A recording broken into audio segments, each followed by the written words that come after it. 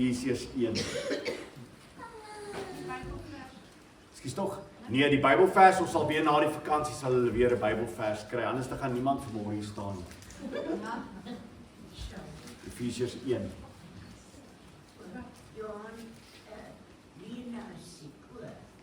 Goed, ons kan gerus vir haar saam bid. Ek het gehoor sy het 'n maag ongesteldheid. My seun Henry is ook nie vanmôre hier nie. Hy het ook verskriklik hoë koors. So ons kan vir hom ook bid. Weet jy waar iemand anders is nie? Goed, die res van ons is bly ons is hier. Efesiërs 1 van vers 1 af.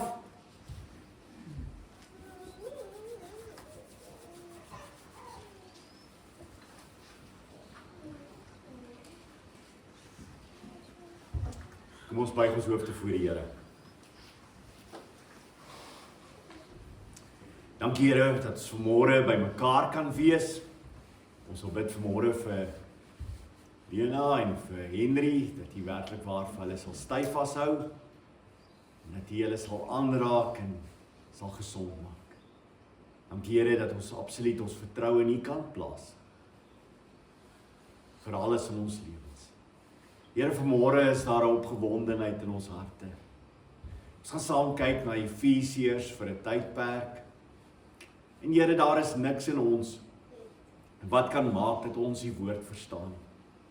Dis alleenlik die Heilige Gees wat die woord vir ons kan oopbreek. Ons kan helder maak, sodat ons die woord kan lees en kan verstaan dit wat U vir ons wil leer. Here, ons wil nie kom met ons eie insig nie. Ons wil nie kom met ons eie teologie nie. Ons wil werklik waar na elke vers kyk, elke deel na ondersoek en besef, Here, dis U woord. Dis 'n heilige woord.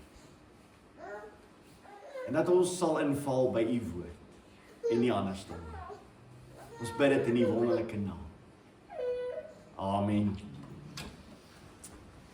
Efesiërs 1 van vers 1 af. Paulus, apostel van Christus Jesus, deur die wil van God, aan die heiliges wat in Efese is, die gelowiges in Christus Jesus, genade vir julle en vrede van God ons Vader en die Here Jesus Christus. Paulus skryf hierdie brief en ek wil daar begin. In watter konteks is die brief geskrywe? Paulus is 'n gevangene. En ons lees dit in Efesiërs 3 vers 1 sal hy vertel, hy sê hy's 'n gevangene van Christus Jesus. Efesiërs 3 vers 1. Efesiërs 4 sal hy sê, vers 1, die gevangene in die Here. Efesiërs 6 vers 20 sal hy sê, waaroor ek 'n gesant is in kettinge. Paulus skryf die brief van Efesiërs en hy sit in die gevangenis. En ek dink baie mense bepaal die datum van Efese, die Efesiërs brief, juis rondom dat hy in die gevangenis is. Ek dink die brief is baie vroeër geskrywe. En ek dink baie mense mis dit, dat Paulus nie net in Rome in die gevangenis is nie. Dat hy nie net gevange geneem word in Jerusalem nie, maar dat Paulus se lewe gekenmerk word deur gevangenskap.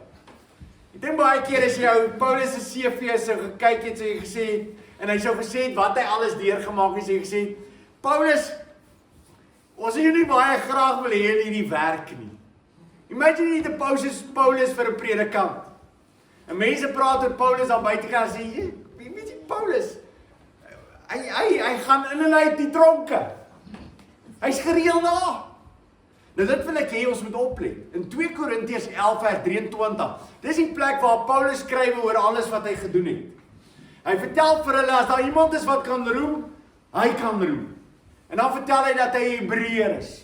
Hy was die stam waarvan hy gebore is en alles wat daarmee saamgaan. Maar dan kom hy en hy vertel vir hulle waarin dit is wat hy deurgemaak het as kind van die Here. En dis natuurlik 'n eienskap van 'n kind van die Here, is juis dit waardeur Paulus is. Hy sê die volgende in 2 Korintiërs 11 vers 23. Is hulle dienaars van Christus? Ek praat in uitsinnigheid, ek nog meer. In arbeid oorvloediger, in slaap bo maat, in gevangenskap baie meer. In gevangenskap baie meer. in doodsgevaar en dikwels. Hy skryf hierdie brief, is een van die eerste briewe na 1 Korintiërs, van die vroeë briewe. Het was 2 Korintiërs, omtrent 2 jaar daarna. Ons weet 1 Korintiërs sal hy aanspreek die man wat in sonde was, wat met sy ma verhouding gehad het. 2 Korintiërs word dit verder gevat, 2 briewe wat naby mekaar is. Min of meer 55 na Christus. Hy word gevange geneem eers baie later. Okay? Word hy in Jerusalem gevange geneem en hy gaan op die ou ende na Rome toe. Hierdie brief word geskrywe en hy skryf al hierdie brief in 2 Korintiërs sê hy was al baie keer in die gevangenis. Nie net 1 keer nie, nie net 2 keer nie, baie keer. Ons weet byvoorbeeld een van die verhale in Handelinge waar hy gevange geneem word en waar hy geslaan word. En wat gebeur terwyl hy in die gevangenis is, dan sing hulle. En hoe God dan vir hulle die ongelooflike oorwinning gee, hulle word vrygelaat en hoe hulle dan die persoon wat die owerheid was, die persoon wat toesig gehad het oor die gevangenis, ook tot bekering gekom het. So Paulus is iemand wat vanuit die gevangenis Efesiërs skrywe, heel moontlik volgens my 'n baie vroeë brief, en ek dink baie kommentaare stem daarmee saam, as jy ook kyk na die res van dit wat hy skrywe. Want hy sal byvoorbeeld in Efesiërs, gaan hy nie noem die ouderlinge en die diakens waarvoor hy skrywe nie. Hy gaan ook nie noem aan al die ander mense wat in Efese is waarna hy skrywe nie, wat gewoonlik plaasvind in sy briewe. Hy sou aan die einde geskryf het al die mense in die gemeente en hy doen niks van dit nie. Hy begin ook nie om vir hulle te vertel dat Timoteus, hy skryf van Timoteus af nie, saam met Timoteus nie, wat ook 'n kenmerk was van Paulus se briewe. Nou kom hy en hy gaan met hulle praat oor wie hy is en waar hy vandaan kom. Hy's 'n apostel. Hy's 'n apostel van die Here Jesus Christus. En die interessante is, hoe is hy 'n apostel? Paulus skryf ek's apostel deur die wil van God. As jy Efesiërs wil verstaan, mense, moet jy dit verstaan. Waar Paulus beginne is om te sê dat alles wat hy het, alles wat hy doen, alles wat hy verklaar in hierdie brief, is as gevolg van die wil van die Here. Niks vind plaas buitekant die wil van die Here. Dis baie belangrik. Want so baie keer in die tyd waarin ons lewe, het ons hierdie idee dat ek half bepaal wat ek doen en waar ek kom in my lewe. Paulus sê my apostelskap, dit wat ek het, is die wil van die Here. Ek's 'n apostel van Christus Jesus. Die woord apostel beteken om 'n gestuurde te wees, om iemand te wees wat uitgaan en die evangelie van die Here verkondig. In Handelinge 9 met Paulus se bekering op pad na Damaskus, word daar geskrywe, maar die Here sê vir hom, Ananias, wat die boodskap sou bring vir Paulus, wat vir hom sou bid, daai stadium sy naam is Saulus, maar die Here sê vir hom, gaan, want hy is vir my 'n uitverkore werktuig. Hy's 'n uitverkore werktuig, om my naam te dra voor nasies en konings en die kinders van Israel, want ek sal hom toon, hoeveel hy vir my naam moet ly. God se wil, God se plan in Paulus se lewe. Jy sien, Paulus verklaar in die begin van hierdie brief, dat God is soewerein. En een van die grootste probleme vandag in die kerk van die Here Jesus Christus, is dat mense nie werklik waar glo dat God soewerein is nie. Die meeste mense se teologie val uit mekaar uit, juis omdat hulle nie glo God is soewerein en dat hy kan doen wat hy bepaal het hy sal doen nie. God is soewerein oor alles. Die apostelskap, hy stel aan. Hy het dit gedoen. En dit sal hy verklaar in Efesiërs 4 vers 11, ons gaan nog daarby uitkom. En hy het sommige, dit is God, Christus, as apostels, ander as profete, ander as evangeliste, ander as herders en ander as leraars gegee. Christus het dit gedoen. Niemand meld aan nie. Christus stel mense aan as apostels, profete, evangeliste, herders en leraars. In 1 Timoteus 2 vers 7 skrywe Paulus, hiervoor is ek aangestel as prediker en apostels. Ek praat die waarheid, ek lieg nie, as leermeester om die heidene in geloof en waarheid te onderrig. Die wil van die Here het my geplaas as apostel en hy het my gebring as apostel en ek sit in die tronk omdat dit die wil van die Here is. Jy sien in die oomblik as dit deel van jou teologie is, die oomblik as jy verstaan dat alles wat plaasvind in my lewe onder die soewereine plan is van God, ewe skielik is daar rustigheid in jou lewe. Hoekom raak jy angstig? Hoekom raak jy vreesbevange vir enige nuus wat aan jou kant toe kom nie? Omdat jy nie glo God in sy almag is soewerein oor dit wat nou gaan plaasvind. Wat sal gebeur as jy dit werklik waar glo? Wat sal gebeur as jy werklik waar glo God se wil geskied op hierdie stadium in my lewe in alles? Jy sien, dis die kind van die Here. Die kind van die Here kan niks in sy lewe bely en vertel as hy nie begin. Alles wat plaasvind, het plaasgevind as gevolg van die wil van die Here. Die wil van die Here. Jeremia 1 vers 4 en 5 is so vir my ongelooflik rondom hierdie aspek. Paulus gaan verklaar my apostelskap is in die woord van is die Here wat my gekies het. Jeremia begin met sy hele profetiese amp. Luister wat sê hy, Jeremia 1 vers 4 en 5.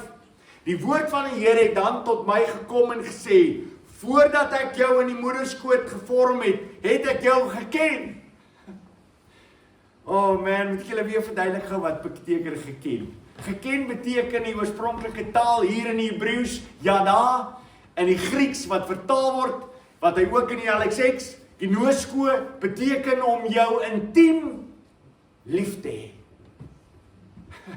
Intieme kennis van iemand. Voordat ek jou in die moederskoot gevorm het, het ek jou geken. En voordat jy uit die liggaam voortgekom het, het ek jou geheilig. Ek het jou 'n profeet vir die nasies gemaak. Is dit mooi? Mense, it is unbelievable. Jeremia kan verklaar dit wat ek gedoen het. Dit wat plaasvind in my lewe is omdat God dit so bepaal het. Wanneer het hy dit bepaal? Voordat Jeremia daar was. En dan gaan hy verder. As jy na hierdie gedeelte kyk en jy kyk wat Paulus skryf, hy sê Paulus apostel van Christus Jesus deur die wil van God. En vir wie skryf hy? Aan die heiliges in Efese. Heilig is 'n ongelooflike belangrike term deur die hele Nuwe Testament. Die woord heilig, as dit gebruik word vir 'n individu of individue, as dit 'n byvoeglike naamwoord is, word dit spesifiek iets wat dit beteken. Nou in die Ou Testament, kom ons gaan eers Ou Testament toe, dan verklaar ons wat die Ou Testament sê oor heiligheid. In die Ou Testament was daar bepaalde goedes wat heilig was. Ons het die tempel gehad wat heilig was. Okay? Die tempel was heilig geweest. En daarom het God gesê, iemand wat in die tempel is, moet heilig wees. Hoe het jy heilig geraak om in die tempel te kom? Wel, daar was verskillende wassinge geweest. So wat gebeur het is, die persoon wat die priester is, moes deur sekere reinigingsgebruike gaan. En interessant genoeg, is dat in die Nuwe Testament word ons ook vertel van die reinigings wat plaasgevind het. Die reinigings wat plaasgevind het in die Ou Testament. Hebreërs skryf daaroor. Bepaalde reinigings om jou reinig te maak. Maar as jy reinig is, beteken dit jy is vir altyd reinig. Of moet jy môre weer was? Jy moet môre weer was. Jy word nie vir ewig reinig. Daar's nie 'n ewige heiligheid. Daar is 'n kortstondige nou heiligheid wat weer moet plaasvind en weer moet plaasvind. En net sekere mense kan deur bepaalde gereinigings gaan. Jy moes 'n priester gewees het om in die teenwoordigheid van God in te gaan. En as jy hoëpriester is, eenmal 'n jaar kon jy ingaan het deur wassinge, deur offer sodat jy kon ingaan. Die Ou Testamentiese volk Israel was ook 'n volk wat die Here sê hy het hierdie volk vir homself geheilig. Wat beteken dit dat hulle geheilig is? Wel, hulle is in 'n sekere mate, sê van die betekenisse van heilig. As dit praat oor hierdie volk, praat dit oor hulle is afgesonder vir God. Maar as hulle afgesonder is vir God, beteken dit hulle kan in God se teenwoordigheid sommer net instap in die tempel. Nee, so wat se tipe heiligheid praat ons van? Praat ons van 'n heiligheid wat intern is, of praat ons 'n heiligheid wat van God afkom vir 'n bepaalde volk? Dis wat dit beteken. So niemand in die volk van Israel, nie almal van die mense in die volk van Israel, was werklik waar intern heilig nie, maar hulle was afgesonder vir God, en daarom moes hulle sekere goed nie eet en drink nie. Hoekom? Want hulle was afgesonder vir God. Het hy afgesonder vir God beteken dat hulle gered is? Nee, glad nie. Glad nie beteken dat hulle gered is. Het die heiligheid wat hulle gehad het, omdat hulle volk van God is, beteken dat hulle in die tempel kon omkom? Nee, glad nie. Ok. So die heiligheid, in die Ou Testament, is daar 'n bepaalde heiligheid, omdat God sê, ek verklaar julle my volk. Julle is afgesonder vir my. Maar is niks te maak met 'n interne heiligheid binnekant nie. Dit is buitekant. As jy daarom tempel toe wil gaan en alles wat plaasvind in die tempel, moes jy verdere stappe neem, moes ook buitekant ekstern gereinig word, sodat jy kan by God uitkom. Maar die tempel was die plek gewees waar God se heiligheid vertoon is, maar hy was buitekant dit gewees.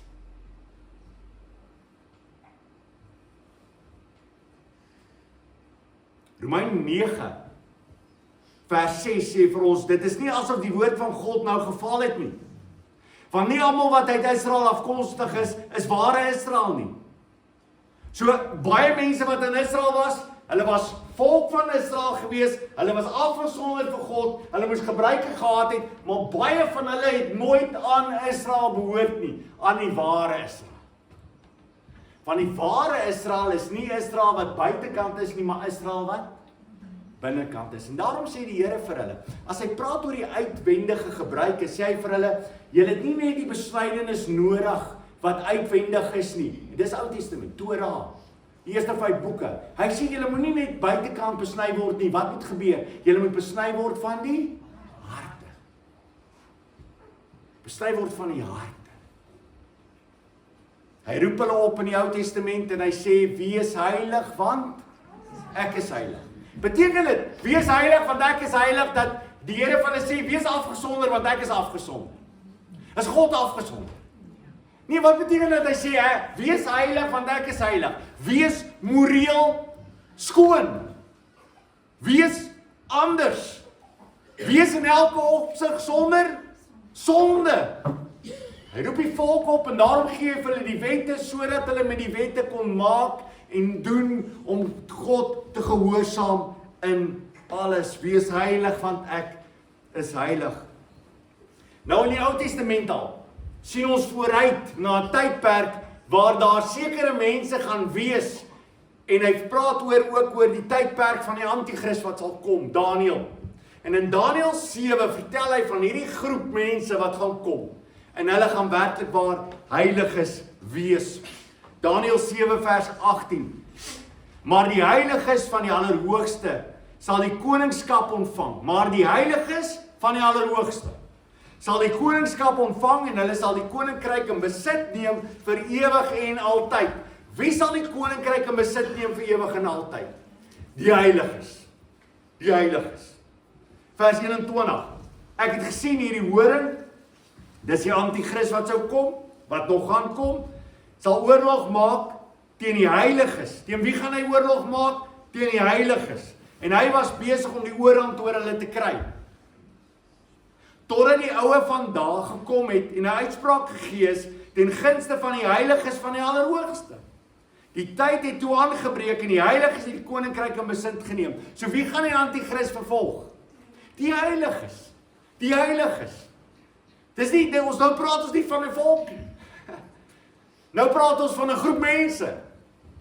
Vers 25. Woorde gerig teen die Hoogste sal hy uitspreek en die heiliges van die Allerhoogste sal hy tuister. Hy sal poog om feestye en wette verander en die heiliges sal in sy hand gegee word vir 'n tye en 'n tye en 'n halwe tyd. So die Here gaan die heiliges, hierdie groep mense, gaan hy gee aan die Antichrist dat hulle hom vir 'n bepaalde tyd vir hulle vernietig en gaan probeer uitwis. Hy gaan heel moontlik die meeste van ons uitwis. Vers 27. Die koningskap, die heerskappy en die grootheid van die koninkryke onder die ganse hemel word dan gegee aan die volk van die heiliges, van die Allerhoogste. Sy koninkryk is 'n ewige koninkryk en alle magte sal hom dien en aan hom gehoorsaam wees. Daniël skryf vorentoe en hy sê, daar gaan 'n tydperk kom waar hierdie mense gaan lewe. Wat word hulle genoem? Hulle word genoem die heiliges. En daarom as jy in die Nuwe Testament inkom, wat leer jy? Wat word nou die kerk van die Here Jesus Christus genoem? Die heiliges. Die heiliges. Dis een van die mooiste terme wat vir ons gebruik word. Heiliges. Handelinge 9 vers 13. Ananias het geantwoord, Here, ek het baie van die mense van hierdie man gehoor, van Saul. Hy praat oor Saul. Ek het baie oor hom gehoor, van al die kwaad wat hy die heiliges in Jerusalem aangedoen het. Dis 'n groep mense. Die gelowiges word oral nou heiliges genoem. Hebreërs 6 vers 10. God is immers nie onregverdig nie. Hy sal nie vergeet van julle arbeid en van die liefde van julle vir sy naam betoon het, deurdat julle die heiliges bedien het nie. Heiliges bedien het nie. Wie was die heiliges? Gelowiges. Hy het hulle bedien en nog steeds bedien nie. Efesiërs 2 vers 19. So is julle dan nie meer vreemdeling en bywoners nie, maar julle is medeburgers van die heiliges en lede van die huisgesin van God. Mense kan oor en oor vir jou gaan, dwars deur die Bybel, gelowiges word beskryf as heiliges. Dis 'n enorme titel wat vir ons gegee word. Ons is heiliges. 1 Petrus 2 vers 9 en 10. Julle is egter 'n uitverkore geslag, 'n koninklike priesterdom, 'n heilige nasie, 'n volk wat aan God behoort. Ons is 'n heilige nasie, sodat julle die deure gedeegte kan verkondig van hom wat uit die duisternis geroep het as sy wonderbare lig. Julle wat eers nie 'n volk was nie, maar nou volk van God is, wat eers nie ontferming ontvang het nie, maar nou ontferming ontvang het. Ons is 'n heilige nasie. In Openbaring, as die Here die boekrolle oopmaak, luister wat sê hy. Toe hy die boekrol neem met die 4 lewende wesens en die 24 oudelinge voor die lam neergeval, elkeen in die lier en die goue bak, vol reukwerk, wat die gebede van die heiliges is. So, wie se die boek word oopgemaak, wie se bak met gebede word voor die Here gebring, die gebede van die heiliges.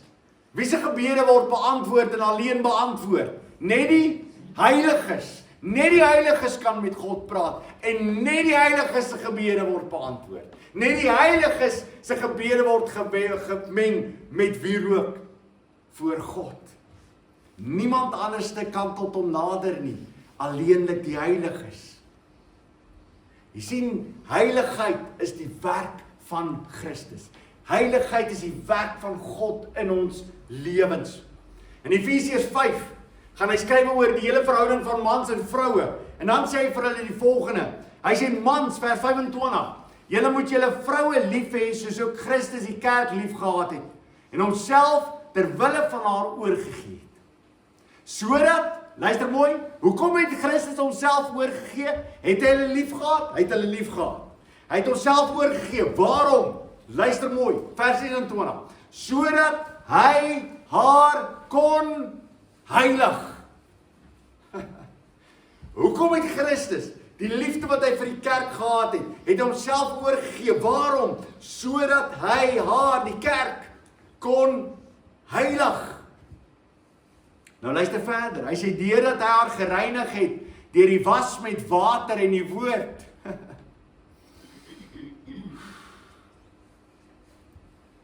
Sou ek nie graag wou net daaroor praat nie. Ons gaan nog albei uitkom in Efesiërs 5. Hy sou was met water en die woord, vers 27. Dit het hy gedoen sodat hy homself die kerk in heerlikheid daarstel sonder vlek of rimpel of enigiets dergeliks, heilig en sonder spet. Waarom het Christus vir ons kom sterwe? Sodat hy ons kon heilig. Wat beteken dit om heilig te wees? Sodat julle sonder vlek of rimpel of enigiets dergeliks heilig sonder spet kan wees voor God. Kan jy dit indink vir jouself? Jy as 'n nietige mens wat bewus moet wees van jou oortreding en jou sonde elke dag van jou lewe.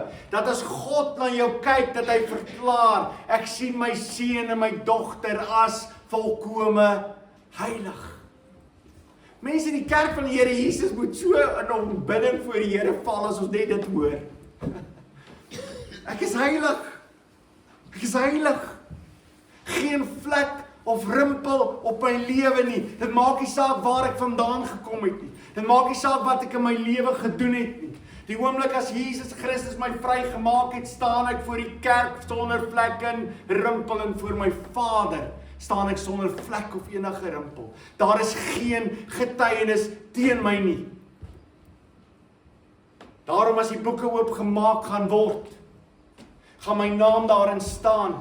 Maar die boek wat gaan geskrywe word, alles wat jy gedoen het, verkeerd gedoen het, wat gaan wees? As daar kom by Johan Lousen en ek glo by jou as jy kind van die Here is. As jy is, dan is dit dieselfde. Maar as jy vanmôre hier sit en jy's nie, dan is dit nie dieselfde. Daar gaan daar sal staan Johan Lou. En wie wat gaan op die res van die blad wees? Spierwit. Niks. Wat 'n ongelooflike gedagte om eendag voor die koning van alle konings te staan en te weet daar is geen aanklag teen my nie. Niks nie. Ek is heilig. Dit is een van die terme wat ek nooit myself graag wil noem nie. Maar God verklaar in sy almag dat Johan Lou is heilig. Daarom as hy skrywe in die briewe wat hy skrywe onder die hand van die Heilige Gees wat mense lei, skrywe die apostels en hy roem die kerk, julle is heiliges, julle is heiliges, julle is heiliges. Oor en oor en oor. Hierdie heiligheid is dis nie die Ou Testamentiese heiligheid van 'n eksterne heiligheid. Die heiligheid waarvan die Nuwe Testament praat is 'n interne heiligheid. 'n Interne verklaring dat ek skoon gewas is deur die bloed van Jesus Christus en daar geen vlek of rimpel teen my is nie. Dis 'n interne skoon gewas.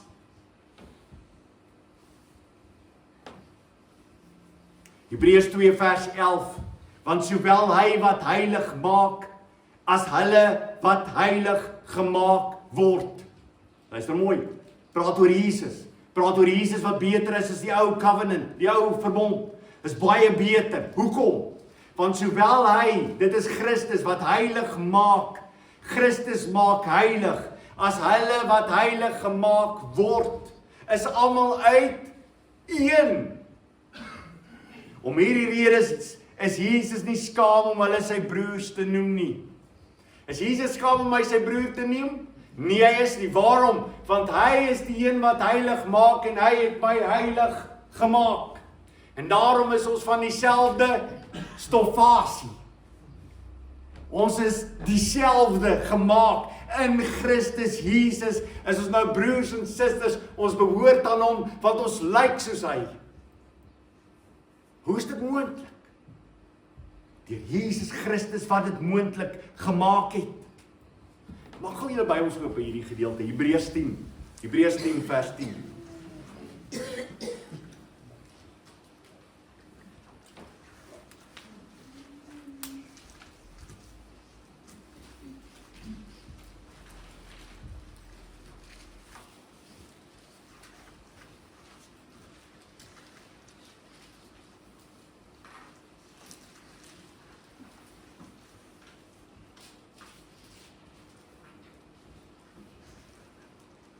Hebreërs 10 vers 10 sê die volgende.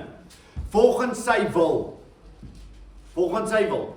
is ons heilig gemaak deur die offer van die liggaam van Jesus Christus. Hoe is ons heilig gemaak? Deur die offer van die liggaam van Jesus Christus. Eens en vir altyd. Kan jy op 'n stadium heilig wees en 'n volgende oomblik nie meer heilig nie? Onmoontlik. Hoekom? Want hy het jou heilig gemaak eens en vir altyd. Is dit nie amazing nie? Ek is heilig, ek kan nooit my heiligheid verloor nie. Iemand wat sy heiligheid verloor, was nooit daar nie. Was nooit deel van ons nie. Maar 'n kind van die Here, as Christus die werk in julle gedoen het, het hy dit volkome en volmaak gedoen. Hy wat die goeie werk in julle begin het, sal dit tot die einde volvul in Christus Jesus. Hier, dis amazing. Dis ongelooflik, jy sit voor hierdie gedeelte, en ons is nou net by Efesiërs, ons staan by die deur, en ons begin die deur oop te maak. En dan word vir jou verklaar, jy is heilig. En jy sê, wow, hoe kan dit wees? Maar dit gaan verder, hy sê nie net hulle is heilig nie. Hy sê ook die wat in Christus Jesus glo. En die interessante is, hy gebruik, in die Grieks gebruik hy 'n lidwoord, en hy koppel hierdie twee woorde, heilig en geloof, koppel hy aan mekaar. En hy beskryf dieselfde groep. Die wat glo is die groep wat geheilig is, en die wat geheilig is die groep wat glo. Calvin skryf rondom dit, sê hy die volgende. Hy sê, niemand kan 'n gelowige wees as hy nie heilig is nie. En niemand kan heilig wees as hy nie gelowig is nie. Die twee word onlosmaaklik deel van mekaar. Jy is gelowige, en as jy 'n gelowige is jy 'n heilige. En as jy 'n heilige is jy 'n gelowige. Hy doen dit in 'n ander brief ook, in Kolossense 1, vers 2, doen hy dieselfde. Hy gebruik weer hierdie lidwoord wat hulle koppel aan mekaar. Hy sê aan die heiliges in Kolosse, gelowige broers in Christus. Die heiliges is ook die gelowige broers in Christus. Romeine 3 vers 21. Maar nou word die geregtigheid van God, waarvan die wet en die profete getuig, sonder die wet bekend gemaak. Hierdie geregtigheid gee God deur die geloof in Jesus Christus aan almal wat glo, want daar is geen onderskeid nie. Almal het trouens gesondig, en die eer van God ontbreek hulle. En tog word hulle goedgunstig, op grond van sy genade vrygespreek deur die bevryding in Christus Jesus. So wat sê geloof? Geloof vertel vir jou, dit is God se werk wat jy aanvaar in geloof dat hy dit gedoen het. Vers 25 en 26 van Romeine 3 gaan aan. God het hom deur sy bloed daargestel as 'n versoeningsoffer wat deur die geloof verkry word, as bewys van sy geregtigheid. Want so het hy in sy verdraagsaamheid die sondes wat voorheen gedoen is, oorgesien. Hy het sy geregtigheid in die huidige tyd bewys om so regverdig te wees en die wat in Jesus Christus glo regverdig te verklaar. So nou kom ons by die volgende. Hoe is ek 'n gelowige? Romeine sê jy is 'n gelowige omdat Christus in sy lewe die volkome lewe van geregtigheid geleef het, die volkome lewe van geloof. En in Christus Jesus is dit oorgedra aan jou as kind van die Here. God se werk oorgedra aan jou. Waarom is jy 'n gelowige? Omdat hy dit gedoen het. Waarom is jy 'n heilige? Omdat jy dit gedoen het. Kan jy sien hierdie verse gaan niks oor jou nie. Jy gaan nog sien die res van die vers. Ons gaan nie by jou uitkom nie. Daar word net meer en meer vertel oor wat Christus vir ons gedoen het.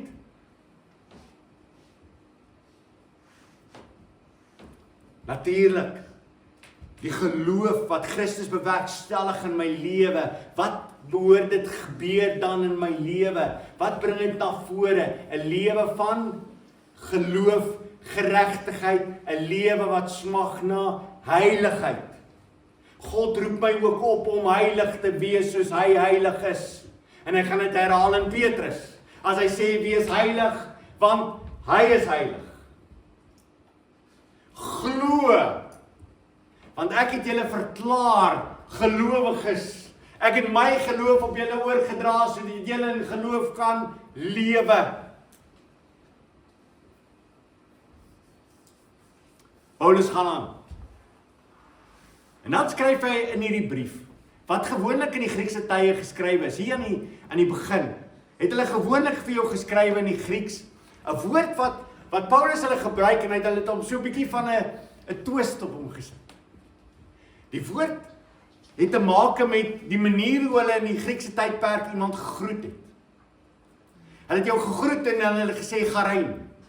Dit beteken gegroet.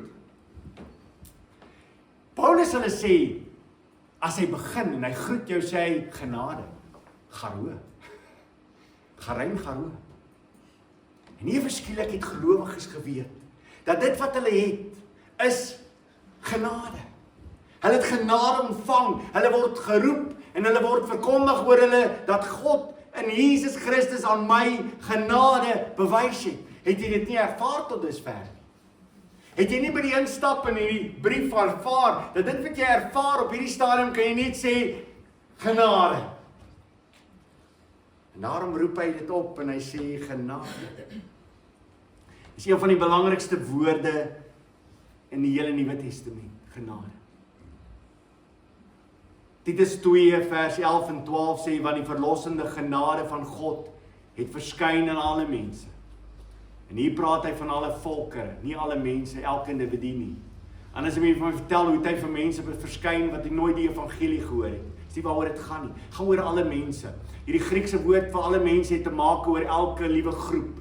En dis die meeste van die kere wat hierdie alle ook gebruik word, is elke groep. Hy het verskyn aan alle mense en voed ons op, sodat ons in hierdie bedeling verstandig en regverdig en Godvreesend kan leef, deur goddeloosheid en wêreldse begeertes te verwerf. So hy voed ons op. Wat het aan ons verskyn? Die verlossende genade van God het aan ons verskyn. Wat doen hierdie verlossende genade? Dit voed ons op, sodat ons in hierdie bedeling verstandig, regverdig, Godvreesend kan leef, deur goddeloosheid en wêreldse begeertes te verwerp. Dis die genade in jou lewe. Dis die genade wat God bewerkstellig in jou lewe, dat jy totaal anders te lewe as die wêreld. Hoe is dit moontlik? Deur die genade van die Here Jesus Christus. In die Ou Testament was hierdie genade genoem, gesed, loving kindness, die liefdevolle goedheid van die Here. In Hebreërs word hierdie woord verander en word vertel dat dit te maak het ook met sy barmhartigheid, sy guns, sy guns. Wie belewe sy guns op aarde? Die heiliges, die gelowiges. Dit is amazing. Hoe het al oor gedink, hierdie genade beteken vir my dat die Here sê, wie wat Johan, en wie hoe gaan jy vanmôre sit as jy kind van die Here is? Jy beleef my guns.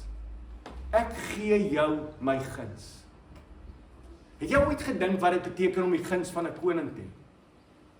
Dink by jouself, jy's iemand wat die guns van die koning geniet. Wat beteken om die guns van die koning te geniet? Dit beteken jy kan enige oomblik in die koning sit, daar waar hy sit, verskyn. Jy stap in en jy stap verby die soldate, hulle sê net vir jou.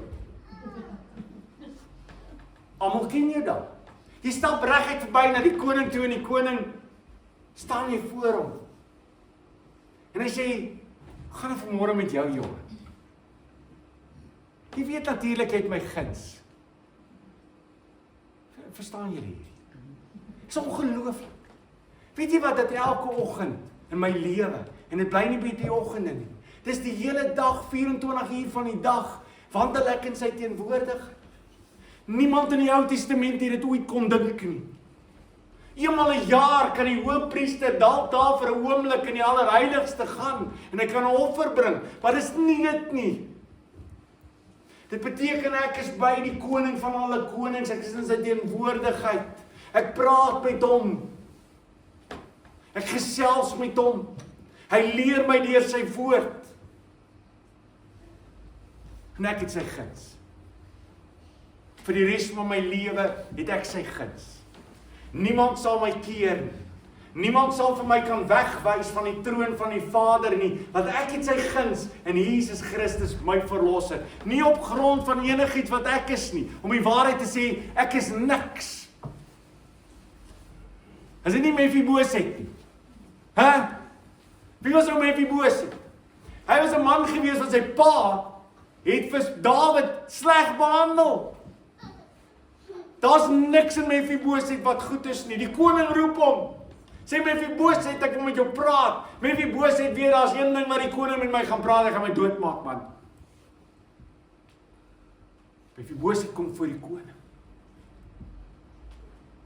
Die koning sê van nou af sit jy by my tafel. Dink jy Mefiboset het gesê, ek het so gedink. Lankal gedink is waar ek hoort.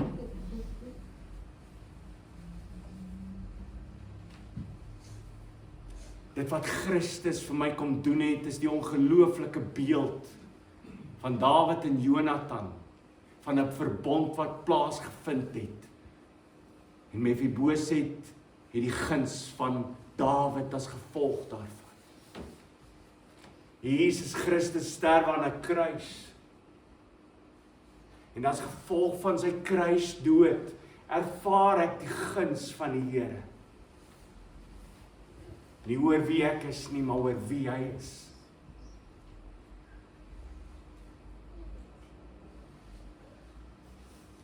Psalm 118 sê, prys die Here, want hy is goed. Ja, vir ewig duur sy troue liefde, gesed, genade, barmhartigheid. Laat Israel sê, vir ewig duur sy troue liefde. Laat die huis van Aaron sê, vir ewig duur sy troue liefde. Laat die wat vir die Here ontzag het, vir hom vrees sê, vir ewig duur sy troue liefde, gesed. Genade, 'n vrye gawe van God, sonder dat jy enigiets daarvoor gedoen het, sonder dat jy enigiets verdien, gee God jou sy genade. Romeine 5 vers 15, maar die genadegawe is nie soos die oortreding nie. Want as deur die oortreding van een mens baie gesterf het die genade van God, ja die genadegawe, wat deur die een mens, Jesus Christus gekom het, vir baie mense nog soveel meer oorvloedig geword. Want as deur die oortreding van een mens die dood, deur daardie een mens begin heers, sal hulle wat die oorvloed van God se genade ontvang, ja die gawe van sy regverdiging, nog soveel eerder deur een mens, Jesus Christus, in die lewe regeer. Christus Jesus se genade vir my. Paulus se lewe moes hy dit ook ontdek. Hy gaan deur moeilike tye wat hy vir die Here sê, Here asseblief neem hierdie doring van my al weg. En die Here sê vir hom in 2 Korintiërs 12 vers 9, my genade is vir jou genoeg, want my krag word in swakheid volbring. Ek kan dit verklaar in my eie lewe. Dis juis in die swakheid van wie ek is, dat God se genade volbring word. Daarom kies hy mense soos ek, dat hy die roem kan ontvang, dat mense kan kyk en sê, dit is alleenlik in Christus Jesus moontlik. Onthou julle wat ons gepraat het oor die kinderdiens, Samson, hy is nie die Samson nie, hy is 'n tingerige Samson, dat die wêreld kan sê, waar kry jy jou krag vandaan? Die genade van God. In Korintiërs 15 vers 10 kan Paulus verklaar, maar deur die genade van God is ek wat ek is. En sy genade aan my was nie te vergeefs nie, maar ek het oorvloedig gearbei as hulle almal, nogtans nie ek nie, maar die genade van God wat met my is. Hy doen die werk. Hy verander my. As jy nie verander nie, het jy nie die genade van God in jou lewe nie. Jy kan nie wees nie. As God jou magtig is, sy woning in jou kom maak het, en hy begin die transformasie in jou lewe, hoe kan jy sê ek verander nie? Genade vir julle, gemeente. Vrede. Die God van die vredesverbond. Die God wat vrede kom maak tussen God die Vader en die mens. Wat kom tussenin staan, wat Job sê, is daar iemand wat sy hand kan lê op God en op my. En in Christus Jesus kom doen hy dit, en hy kom maak die vrede. Daarom begin ons altyd die gemeente om te sê in die begin, genade en vrede, want Jesus Christus het in sy almag kom staan, en sy hand was God self gewees, en hierdie kant was die mens, en hy kon tussenaan staan, en hy was die persoon wat vrede kon bring. En dis sy bloed, Jesus Christus se bloed. wat my skoon was van alle sonde en my heilig maak en my inbring in die gemeenskap van God. Daarom as die Ou Testamentiese profete oor hom skrywe, die een wat sal kom, sê Jesaja 9 vers 6, hy is vredevors. Vredevors. Die oomblik as die engele aankondig met sy aankoms in die wêreld, verkondig hulle vir die herders in Lukas 2 vers 14, eer aan God in die hoogste en vrede op aarde vir die mense in wie God 'n welbehae het. Vrede, vrede van God. Genade gaan 12 keer voorkom in die Efesiërs. Vrede kom 8 keer voor in die brief van Efesiërs. Genade en vrede vir julle van God ons Vader en die Here Jesus Christus.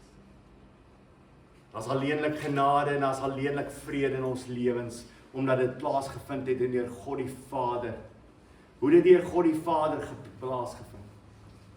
Wel Johannes vertel vir ons op 'n wonderbaarlike manier. Vertel ons deur die Heilige Gees dat die Vader ons alreeds bestem het as sy skape. Jy gaan dit in Efesiërs 1 sien. Wees voorbereid. Kan 'n knock jou socks af. Ongelooflike gedeelte. Hy wil vir ons vertel dat in God die Vader hy ons uitverkies het. Ons het alreeds aan die Vader behoort. Die wat aan die Vader behoort het, het hy vir sy seun gegee. Die wat hy vir sy seun gegee het, het sy seun sy lewe afgelê.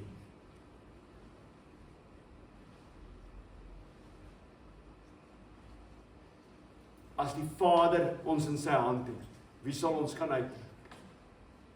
As die Seun ons in sy hand het, wie sal ons kan uittrek? Johannes 10 vers 30 verklaar die Vader en die Seun is een.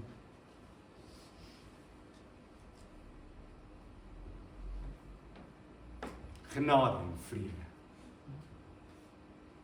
vir die heiliges, die gelowiges in Christus Jesus. Amen.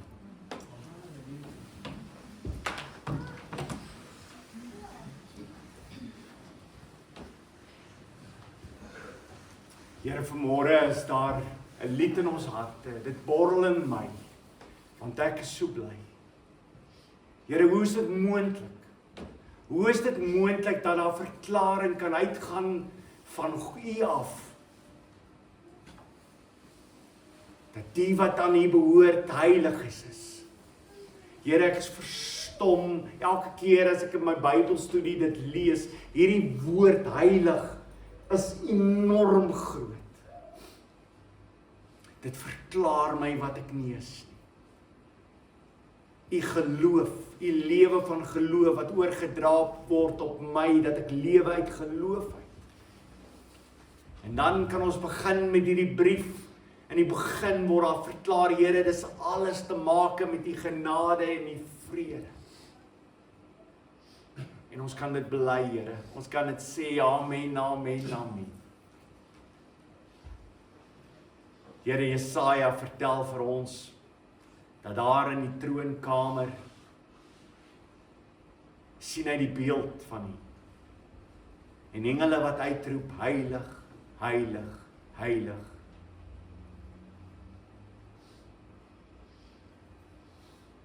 En deur die Seun is ons heilig gemaak.